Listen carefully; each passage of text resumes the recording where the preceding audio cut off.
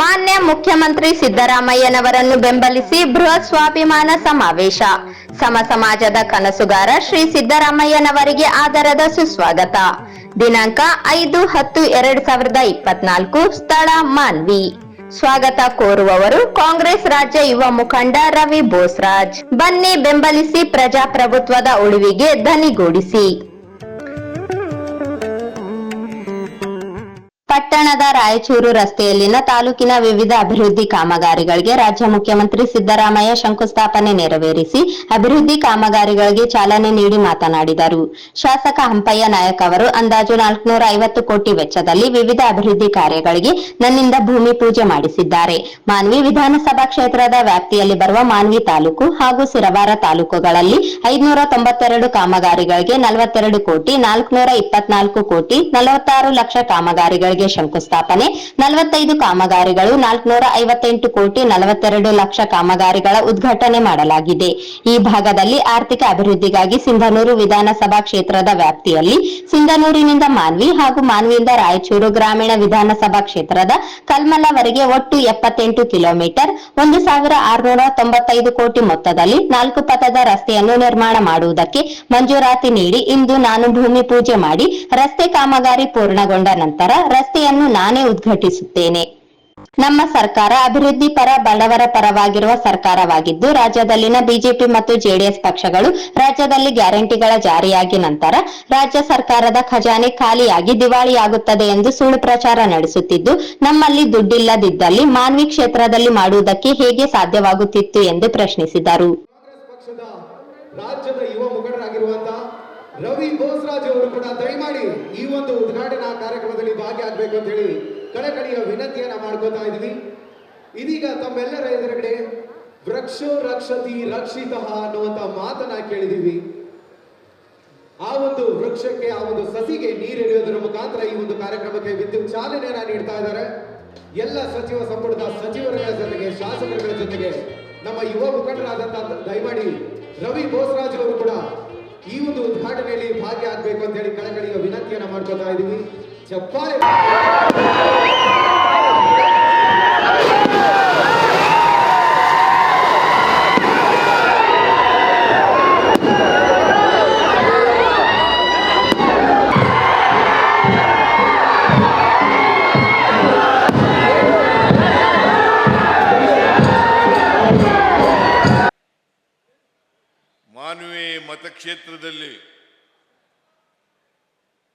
ಮಾನ್ವಿ ಮತಕ್ಷೇತ್ರದ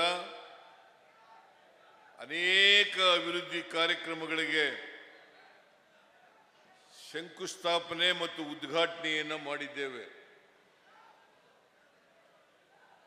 ಹಂಪಯ್ಯ ನಾಯಕ್ ಅವರು ಇಲ್ಲಿ ಶಾಸಕರಾದ ಮೇಲೆ ಮಾನ್ವಿ ಕ್ಷೇತ್ರದಲ್ಲಿ ಸುಮಾರು 458 ಕೋಟಿ ರೂಪಾಯಿಗಳ ಅಭಿವೃದ್ಧಿ ಕಾರ್ಯಕ್ರಮಗಳಿಗೆ ಇವತ್ತು ಚಾಲನೆ ಕೊಡ್ತಕ್ಕಂಥ ಕೆಲಸವನ್ನು ನನ್ನ ಕೈನಿಂದ ಮತ್ತು ಇತರ ಮಂತ್ರಿಗಳ ಕೈನಿಂದ ಮಾಡಿಸಿದ್ದಾರೆ. ನಿನ್ನೆ ಬಾದರ್ಲಿ, ಸಿಂಧನೂರಿನಲ್ಲಿ ಹಂಪನಗೌಡ ಬಾದರ್ಲಿ ಅವರು ಸಿಂಧನೂರಿಂದ ಮಾನ್ವಿಯಿಂದ ರಾಯಚೂರು ಗ್ರಾಮಾಂತರ ಕ್ಷೇತ್ರ, ಈ 3 ಕ್ಷೇತ್ರಗಳನ್ನು ಸೇರ್ತಕ್ಕಂಥ ರಸ್ತೆ,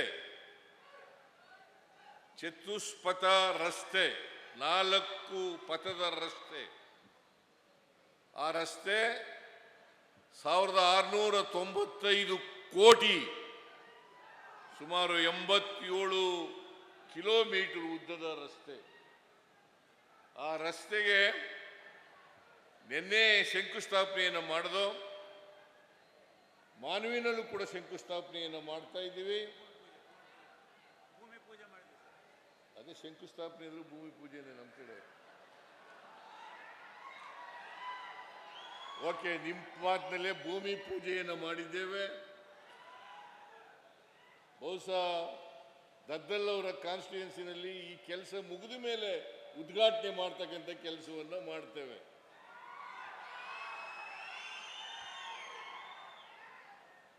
ಇವತ್ತು ಇಷ್ಟೊಂದು ಅಭಿವೃದ್ಧಿ ಕೆಲಸ ಕಾರ್ಯಕ್ರಮಗಳಿಗೆ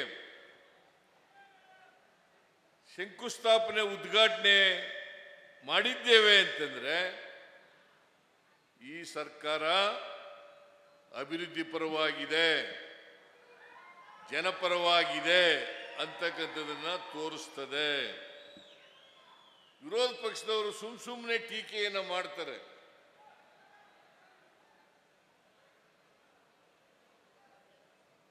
ಗ್ಯಾರಂಟಿ ಯೋಜನೆಗಳನ್ನು ಜಾರಿ ಕೊಟ್ಟ ಮೇಲೆ ಸರ್ಕಾರದಲ್ಲಿ ದುಡ್ಡಿಲ್ಲ, ಖಜಾನೆ ಎಲ್ಲ ಖಾಲಿಯಾಗ್ಬಿಟ್ಟಿದೆ.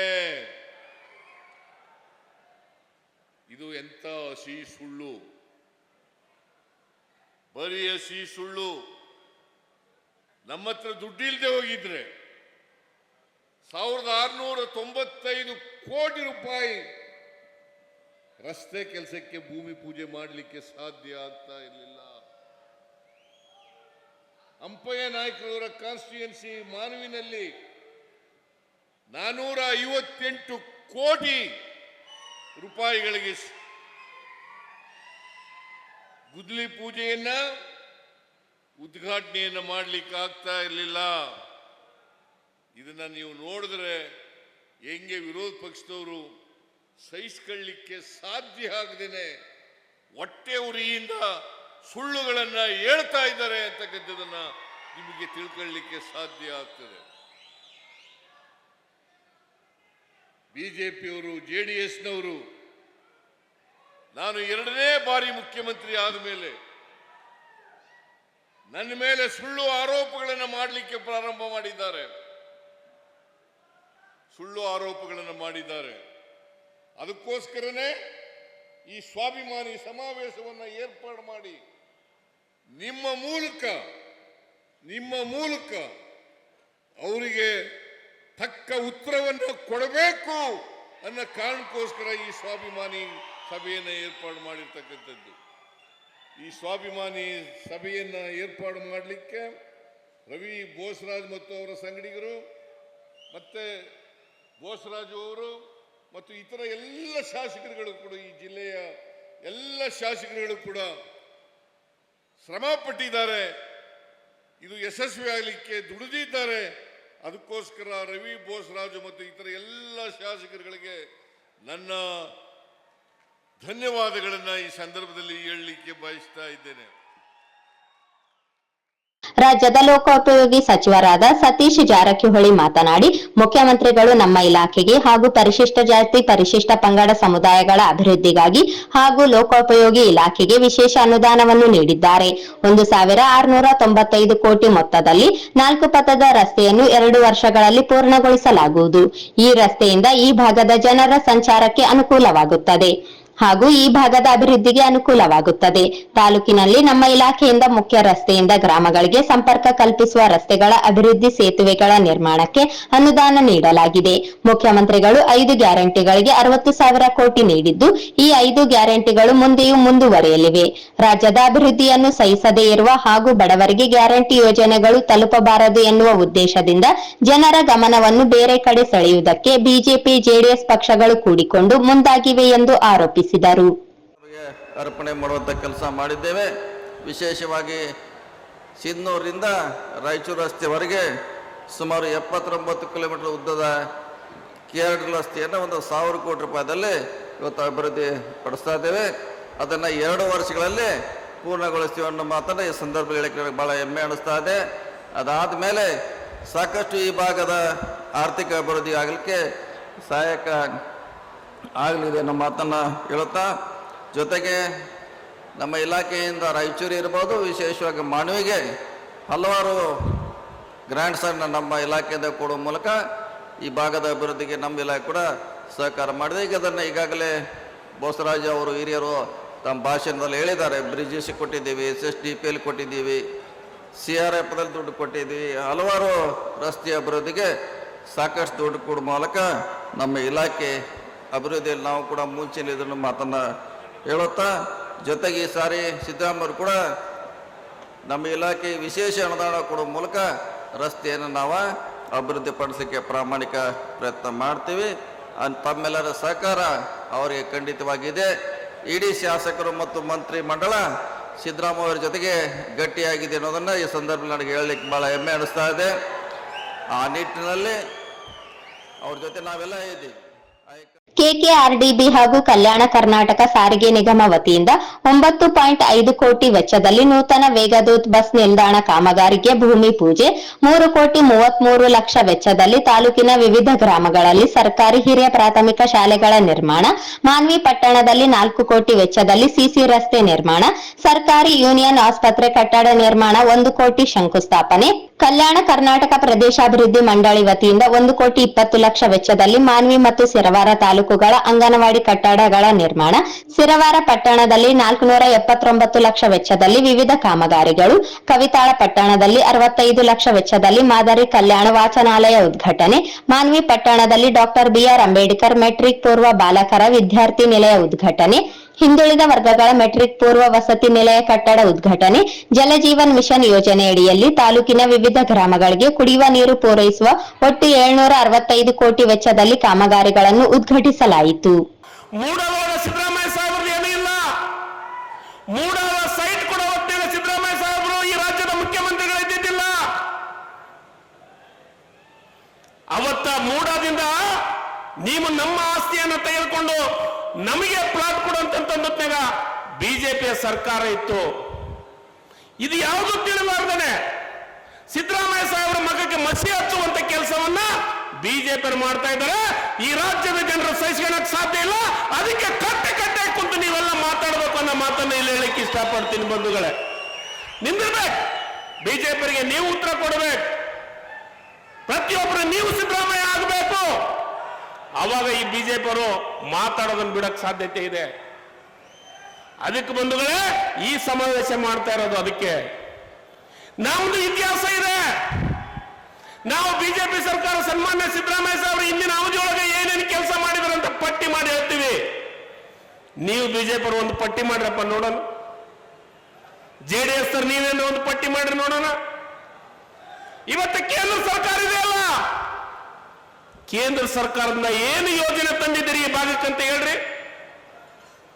ನಾನು ಒಂದೇ ಒಂದು ಮಾತನ್ನ ಕೇಳ್ತೀನಿ. ಆರ್ಟಿಕಲ್ 371J ತಂದಿದ್ದು UPA ಸರ್ಕಾರ. ಅದನ್ನೇ ಚಾಚು ತಪ್ಪದೆ ಚಾಲನೆ ಮಾಡಿದ್ದು ಸಿದ್ದರಾಮಯ್ಯ ಸಾಹೇಬರ ಸರ್ಕಾರ. ಅಂದು HK ಪಾಟೀಲ್ ಅಧ್ಯಕ್ಷರು, ನಾನು ಸದಸ್ಯ. ಮಾನ್ವಿ ಮತ್ತು ಸಿರವಾರ ತಾಲೂಕುಗಳಲ್ಲಿನ ವಿವಿಧ ಗ್ರಾಮಗಳಲ್ಲಿನ 6,52,00,000 ವೆಚ್ಚದಲ್ಲಿ ವಿವಿಧ ಶಾಲಾ ಕೊಠಡಿಗಳ ನಿರ್ಮಾಣ ಕಾಮಗಾರಿಗಳಿಗೆ ಶಂಕುಸ್ಥಾಪನೆ ನೆರವೇರಿಸಿ ಚಾಲನೆ ನೀಡಿದರು. ಒಂದು ಘನತೆಗೆ ಧಕ್ಕೆ ತರ್ತಕ್ಕಂಥ ರೀತಿಯಲ್ಲಿ ಇವತ್ತು ಈ ರಾಜ್ಯದಲ್ಲಿ ಇವತ್ತು ಒಂದು ವಾತಾವರಣವನ್ನು ಸೃಷ್ಟಿ ಮಾಡತಕ್ಕಂಥ ಪ್ರಯತ್ನ ಭಾರತೀಯ ಜನತಾ ಪಾರ್ಟಿ ಇವತ್ತು ಮಾಡ್ತಾ ಇದೆ. ಕೇಂದ್ರದ ಸಂಸ್ಥೆಗಳನ್ನು ದುರ್ಬಳಕೆ ಮಾಡಿಕೊಂಡು ಇವತ್ತು ಇಲ್ಲ ಸಲ್ಲದ ಆರೋಪಗಳನ್ನು ಮಾಡಿ ಇವತ್ತು ನಮ್ಮ ಸರ್ಕಾರವನ್ನು ಅಸ್ಥಿರಗೊಳಿಸ್ತಕ್ಕಂಥ ಪ್ರಯತ್ನ ಮಾಡ್ತಾ ಇದೆ. ಕರ್ನಾಟಕ ರಾಜ್ಯದ ಜನ 135 ಸೀಟ್ಗಳನ್ನು ಕೊಡೋದ್ರ ಮುಖಾಂತರ ಸಂಪೂರ್ಣವಾಗಿರ್ತಕ್ಕಂಥ ವಿಶ್ವಾಸವನ್ನ ಇವತ್ತು ಕಾಂಗ್ರೆಸ್ ಪಕ್ಷಕ್ಕೆ ಮತ್ತು ವಿಶೇಷವಾಗಿ ಇವತ್ತು ಸಿದ್ದರಾಮಯ್ಯನವರ ನೇತೃತ್ವದ ಕಾಂಗ್ರೆಸ್ ಪಕ್ಷಕ್ಕೆ ಕೊಟ್ಟಿದ್ದಾರೆ. ಇವತ್ತು ಕರ್ನಾಟಕ ರಾಜ್ಯದ ಜನರ ಸ್ವಾಭಿಮಾನಕ್ಕೆ ಧಕ್ಕೆ ಆಗಿದೆ.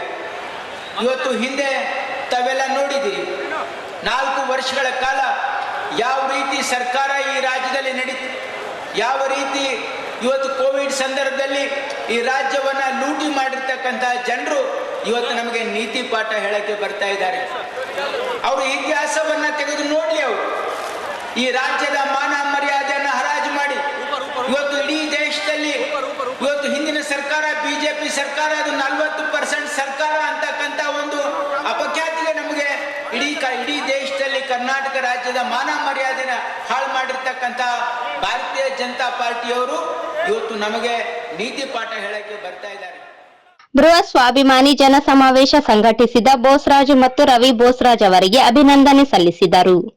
NS ಬೋಸರಾಜು ಅವರಿಗೆ ಪ್ರೀತಿಪೂರ್ವಕವಾದಂತಹ ಸನ್ಮಾನವನ್ನ ಆತ್ಮೀಯತೆಯಿಂದ ನೆರವೇರಿಸ್ತಾ ಇದ್ದಾರೆ. ಜೋರಾದ ಚಪ್ಪಾಳೆ ಬರಲೇಬೇಕು ತಮ್ಮೆಲ್ಲರ ಕಡೆಯಿಂದ.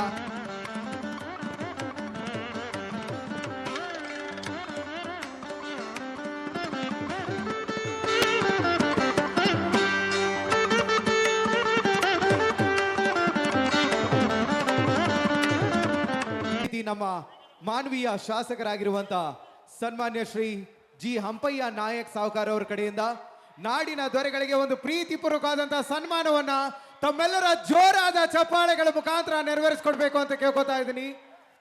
ನಾಡಿನ ದೊರೆಗಳಿಗೆ ಕಥೆಯ ಮುಖಾಂತರ ಉತ್ತರವನ್ನ ನೀಡುವಂತ ಶಕ್ತಿ ದೇವರು ಅವರಿಗೆ ಕರುಣಿಸ್ಲಿ. ಆ ಒಂದು ಶಕ್ತಿ ತಮ್ಮೆಲ್ಲರ ಮುಖಾಂತರ ಅವರಿಗೆ ಸೇರ್ಲಿ ಅಂತ ಹೇಳಿ ಎಲ್ಲರೂ ಕೂಡ ಆ ಒಂದು ದೇವರಲ್ಲಿ ಪ್ರಾರ್ಥನೆಗಳನ್ನ. ಕಾರ್ಯಕ್ರಮದಲ್ಲಿ ಜಿಲ್ಲಾ ಉಸ್ತುವಾರಿ ಸಚಿವರಾದ ಡಾಕ್ಟರ್ ಶರಣ ಪ್ರಕಾಶ್ ಪಾಟೀಲ್, ರಾಜ್ಯ ಸಚಿವರಾದ NS Boseraju, HC Mahadevappa, KH Muniyappa, Shivaraj Tangadagi, Manvi ಶಾಸಕರಾದ ಹಂಪಯ್ಯ ನಾಯಕ, ಶಾಸಕರಾದ ಹಂಪನಗೌಡ ಬಾದರ್ಲಿ, ಬಸನಗೌಡ ತುರ್ವಿಹಾಳ್, ಬಸನಗೌಡ ದದ್ದಲ್, ಮಾಗಡಿ ಶಾಸಕ ಬಾಲಕೃಷ್ಣ, ವಿಧಾನ ಪರಿಷತ್ ಸದಸ್ಯರಾದ ಎ ವಸಂತ್ ಕುಮಾರ್, ಶರಣ ಪ್ರಕಾಶ್ ಪಾಟೀಲ್ ಬಯ್ಯಾಪುರು, ಬಸನಗೌಡ ಬಾದರ್ಲಿ, ರಾಜ್ಯ ಕುರುಬರ ಸಂಘದ ರಾಜ್ಯಾಧ್ಯಕ್ಷರಾದ ಎಂ ಈರಣ್ಣ, ಪುರಸಭೆ ಅಧ್ಯಕ್ಷರಾದ ಲಕ್ಷ್ಮಣ್, ವೀರೇಶ್, ಉಪಾಧ್ಯಕ್ಷರಾದ ಮೀನಾಕ್ಷಿ, ರಾಮಕೃಷ್ಣ, ಪುರಸಭೆ ಹಿರಿಯ ಸದಸ್ಯರಾದ ಲಕ್ಷ್ಮಣ, ದೇವಿ ನಾಯಕ, ಮುಖಂಡರಾದ ರವಿ ಬೋಸರಾಜ್, ಅಕ್ಬರ್ ಸಾಬ್, ಕೆ ಬಸವಂತಪ್ಪ, ಶಾಂತಪ್ಪ, ಬಿಕೆ ಅಮರೇಶಪ್ಪ, ಬಾಲಸ್ವಾಮಿ ಕೋಡ್ಲಿ ಸೇರಿದಂತೆ ಇನ್ನಿತರರು ಇದ್ದರು.